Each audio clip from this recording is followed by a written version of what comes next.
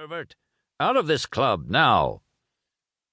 President Sparta tried to clear things up.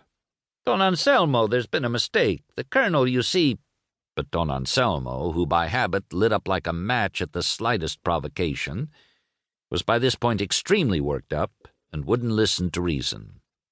"Either he goes or I go."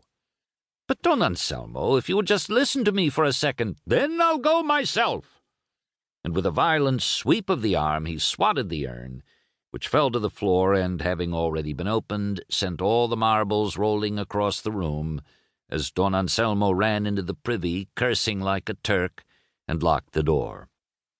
Between one thing and another, with the colonel shouting and bleeding from the nose after Don Anselmo's shove, the president wanting to resign immediately, and the secretary scrambling about trying to pick the marbles up off the floor, a squabble arose between those who thought Don Anselmo was in the right and those who thought he was in the wrong.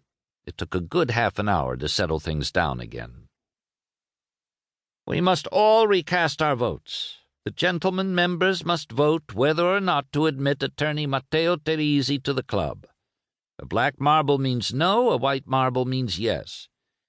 There are 29 members present, since Baron Lomascolo sent word that he couldn't take part, and Dr. Belanca did the same, and Don Anselmo Budafava is now present, and so there are 30 members voting," said Don Anselmo, appearing in a secondary doorway in the salon. Colonel Petrosilo, still holding a wet handkerchief over his nose, stood up and said, "I man the peak." Everyone fell silent in bewilderment, wondering what bizarre military fantasy the colonel might have of sending a garrison to some unnamed mountain-top. The only person to grasp the situation was, as usual, Don Stapino Vassallo. "Colonel, please be so kind as to lower your handkerchief and repeat your statement." The colonel complied. "I demand to speak." "Please go ahead," said the president. "I hereby publicly declare that Don Anselmo should consider himself slept by me, and therefore challenged to a duel. So for my seconds I should like to name—" "Can't we talk about this later?" asked the president. "All right," said the colonel. They cast their votes.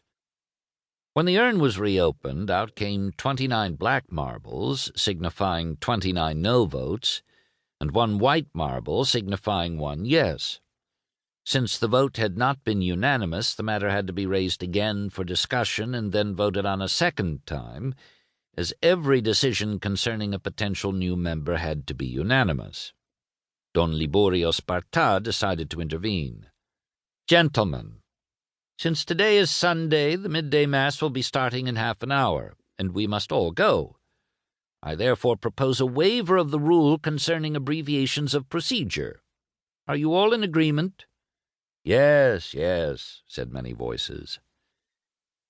"As we know, gentlemen, every new candidate for membership must, according to the rules, be presented by 2 associates of the club with more than 5 years' membership. In the present case, those sponsoring the candidacy of attorney Matteo Teresi were Baron Lomascolo, absent, and Marquis Don Filadelfo Camarata, here present. Clearly, the white marble could only have been put in the urn by my lord, Marquis Camarata, to whom I politely request—" "Clearly my arse," said the angry Marquis. Don Filadelfo Camarata was about 50, skinny as a rail, married and the father of 8 daughters, all fine church-going young ladies, and he was always upset about something, always arguing with someone, and quick to resort to vulgar language. Even when alone, he could often be seen gesticulating animatedly, arguing with himself. "My good Marquis, simple logic leads me to—" "Simple logic leads you up your own anus," the Marquis retorted, standing up. "And I'm saying that both the first and the second time the vote I cast was a black marble." Everyone looked bewildered. "What?" they said. "But it was you who presented him for membership." "And then I changed my mind, all right. Is a man not free to change his mind?" "I can tell you why you changed your mind," Don Serafino LaBianca said with an insinuating smile from